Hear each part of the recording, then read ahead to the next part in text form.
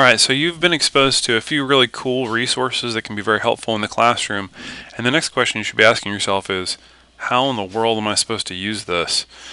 That's an important question because if you just implement technology willy-nilly and at random, then it's going to feel disjointed and not as effective as it actually could be. So you need to figure out what's going to work best for you and your students. First thing you need to think about is, when you use messaging, if you use messaging, are you going to use it daily, weekly? Who are you going to message to? Are you going to send reminders to students, to parents, to colleagues? So that's step one. Step two is, how do you want to collaborate? What kinds of things would you like to collaborate on, and who would you like to collaborate with? And the third aspect you need to think about is input. Who do you want input from?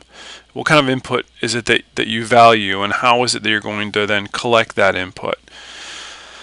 So after thinking through these three things, it should give you a much better perspective on the kinds of technologies that you'd like to use. Now, I realize that you've already responded to which resources you feel that you'd like to use in the classroom. So after figuring that out, the next step then is figuring out how often, at what point do you want to use it? Do you want to wait to the beginning of this next school year? Do you want to try implementing it now to see how it might work? And really, communication is going to be key.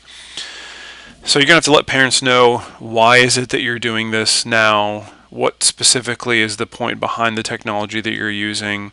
Encourage them to jump on board with you. Let them know the benefits of what it is that you're going to be using, so you can have buy-in from parents. And then, of course, do the same thing with your students. Get your students excited about this new opportunity to be able to connect. The last video that you're going to watch today is a very, very important video, and it's important because I think what happens a lot with technology is we want to deliver this silver bullet in our classroom. What's the one thing that's really going to change everything that I do? And the reality is that there's not going to be one piece of technology that's going to completely change the way that you do things. Or if there is one piece of technology that completely changes the way that you do things, it's not the technology that has encouraged you to change the way you do things. The technology has given you a different perspective, which then has led you to change things. So this video is extremely important because it looks at how technology doesn't necessarily revolutionize education. It has evolved to the point to where we are right now. So when you look at your own classroom, don't put the kind of pressure on your students, on your parents, and on yourself that one piece of technology, that one of those resources that you just looked at is going to revolutionize the way that you do things.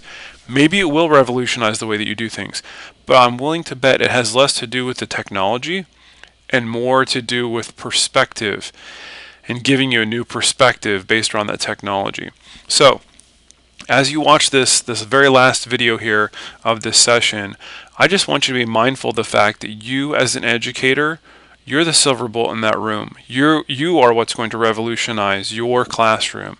And I really hope that some of the resources that you've learned about in this session will help you revolutionize your classroom.